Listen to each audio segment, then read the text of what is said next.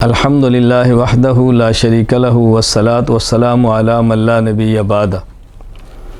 بھول کر کھانے پینے سے روزہ نہیں ٹوٹتا، ایک سے زائد بار بھی بھول کر کھا لیا یا پی لیا تو روزہ نہیں ٹوٹے گا۔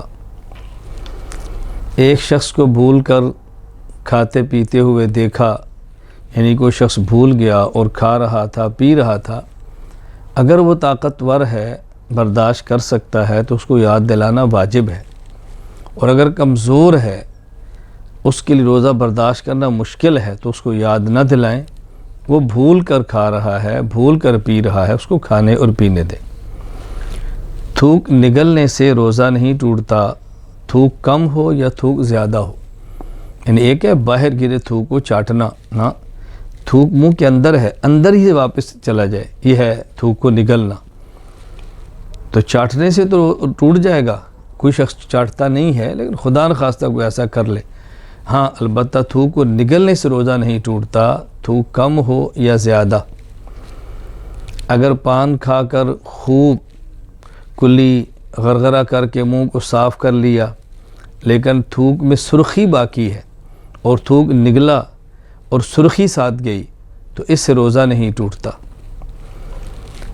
ناک کو اتنے زور سے سڑک لیا کہ ناک حلق میں چلی گئی تو روزہ نہیں ٹوٹا۔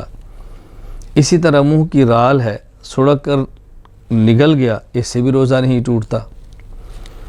اگر منہ میں خون ہے کسی وجہ سے اور تھوک بھی ہے، خون اور تھوک ملے ہیں لیکن خون کم ہے اور تھوک زیادہ ہے، اس کو نگل لیا تو روزہ نہیں ٹوٹا۔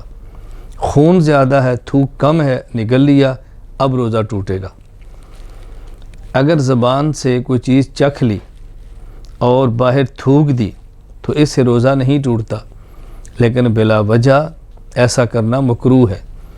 ہاں اگر کوئی عورت بیوی ایسی ہو جس کا شوہر سخت مزاج ہو اور خدشہ ہو کہ کھانے میں نمک وغیرہ زیادہ ہو گیا تو کہیں ڈانٹے یا سختی کرے، اس کی وجہ سے وہ معمولی سا چکھ لے، اندر نہ نکلے اور باہر پھینک دے، اس کی گنجائش ہے۔ بچہ ہے چھوٹا، بہت مجبوری ہے، کوئی اور شخص نہیں ہے گھر میں تو خوراک کو چبانا پڑتا ہے، چبا کر بچے کو کھلاتے ہیں تو وہ جائز ہے، لیکن اس کا خیال رکھیں کہ کوئی بھی ذرہ اندر نہ جائے، اس کو باہر پھینکے، معمولی سی چیز کو بھی۔ مسواک سے دانت صاف کرنا روزے کی حالت میں درست ہے۔ مسواک سوکھی ہو تب بھی ٹھیک ہے، مسواک تر ہو تب بھی ٹھیک ہے، مسواک کا ذائقہ گلے میں محسوس ہو تب بھی جائز ہے، ذائقہ محسوس نہ ہو تب بھی جائز ہے۔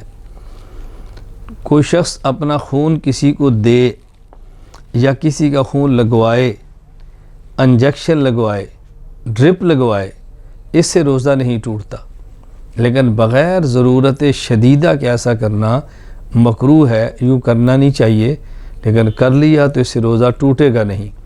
وآخر دعوانا ان الحمدللہ رب العالمین۔